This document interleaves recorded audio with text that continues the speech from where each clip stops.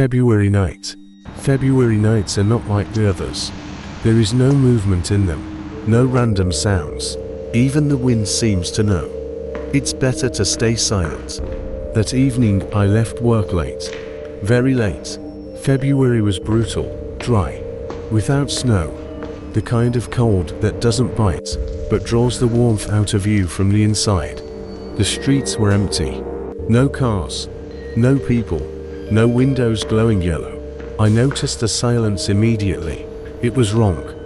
Usually, at night, you hear something. A distant dog barking, an elevator, footsteps, the crunch of snow. But here, nothing. Even my own steps sounded dull, as if I were walking not on asphalt, but on thick fabric. My phone had died back at work. My watch showed to 14. When I turned into the courtyard, the streetlights began to go out. Not all at once, one by one, as if someone was walking behind me turning off the lights, so I wouldn't see who was walking last. I quickened my pace. My building stood at the end of the courtyard, an old 9-story block, built back when no one thought about comfort. Only concrete, only sharp corners, only long, dark corridors. There was no light above the entrance. The door was slightly open. I stopped. For some reason, a strange thought came to me at once. If the door is open, it means someone has either left or entered. I went inside. It was colder inside than outside. That kind of cold exists only in places where no one has lived for a long time. Even if people are still there. The elevator wasn't working. Of course. I started going up the stairs. The first floor was quiet. The second, too. On the third, I heard a sound. Someone was slowly walking down from above. The footsteps were barefoot. I knew immediately, by the sound of skin against concrete. I stopped. The footsteps stopped too. We stood like that for 10 seconds. 15. 20. Then the footsteps continued. Slower. Heavier. As if whoever was walking was learning how to walk again. I pressed myself against the wall. The light flickered.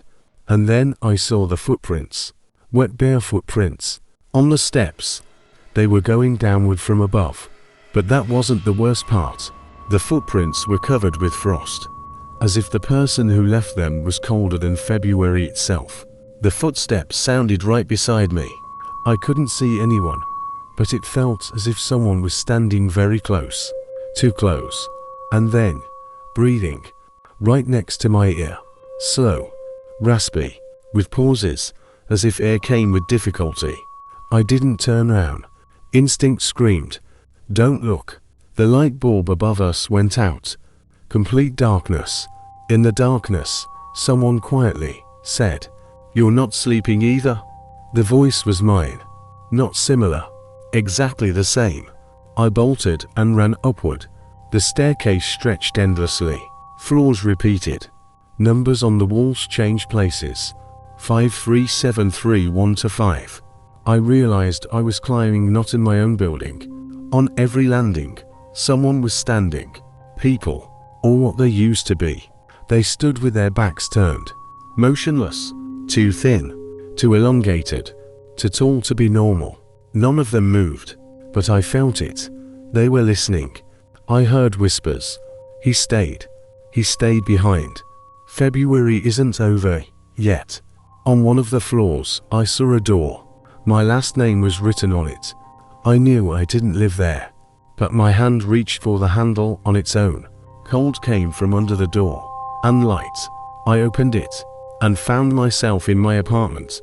Everything was in place. The furniture. My jacket. The mirror. Only one thing was wrong. The reflection wasn't me. There I stood, me but pale, with black eyes, without breath.